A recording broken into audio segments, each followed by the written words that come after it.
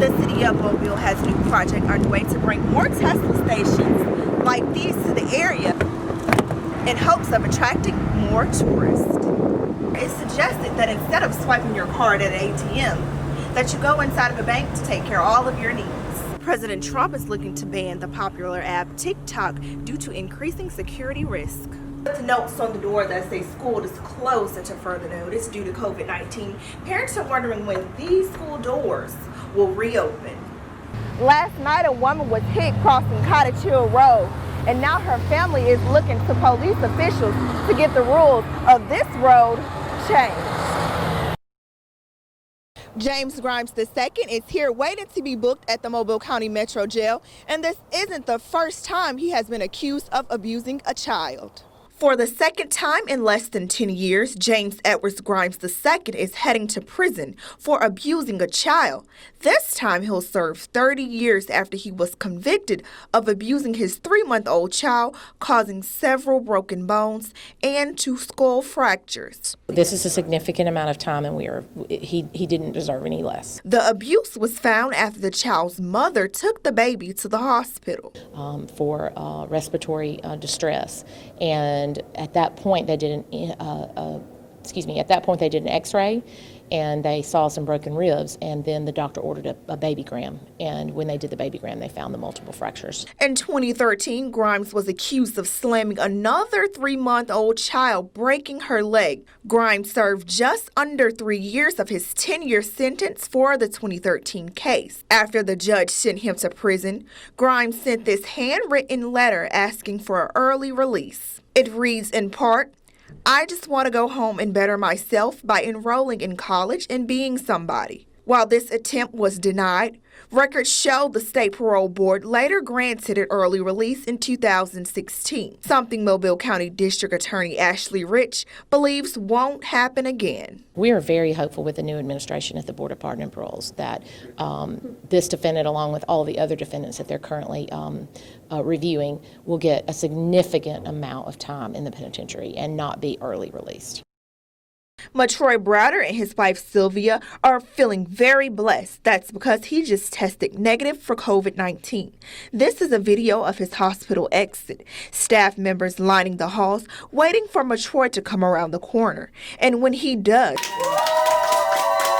cheer and applause from everyone.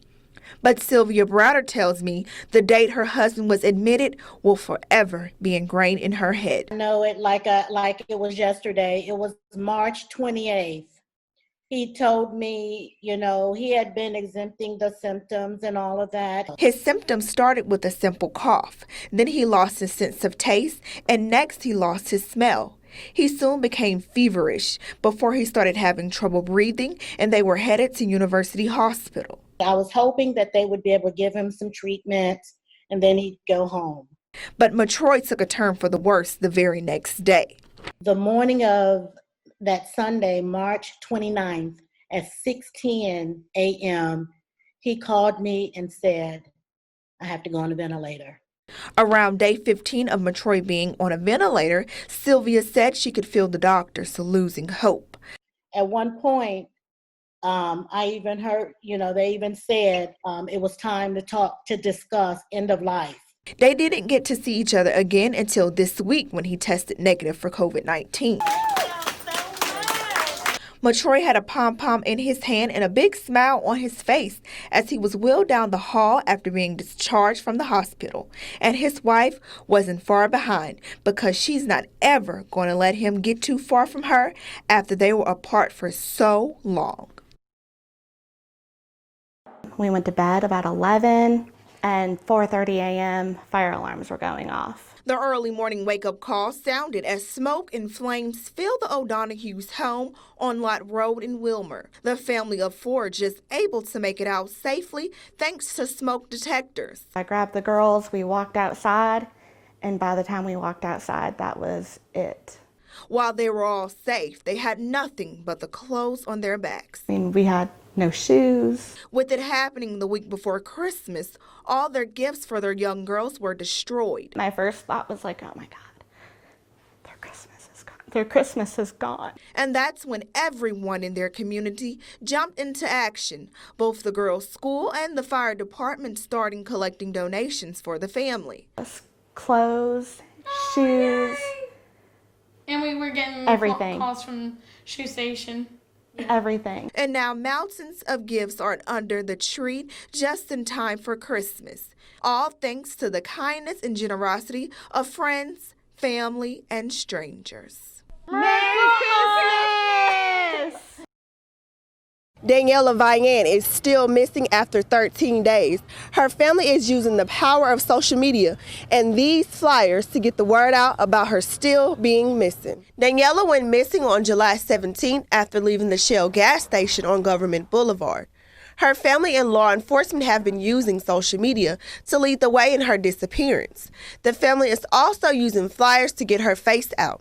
I have a lot so that we can hand them out to everybody that is willing to get out there and pass out some more flyers for us. And we just have to keep active. We have to keep going and make sure that that Daniela stays out there until we find her.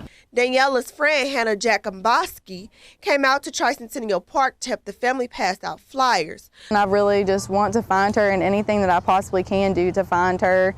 Her family and friends say they know for a fact she would not just disappear, considering the fact she has a 4-year-old daughter that's about to start K4. I definitely don't think that she would run away. I know her really personally, and she talks to me a lot, and I know that she had her own personal goals. In addition to spreading the word on social media and through flyers, a GoFundMe has been set up to help establish a reward because her family desperately wants answers.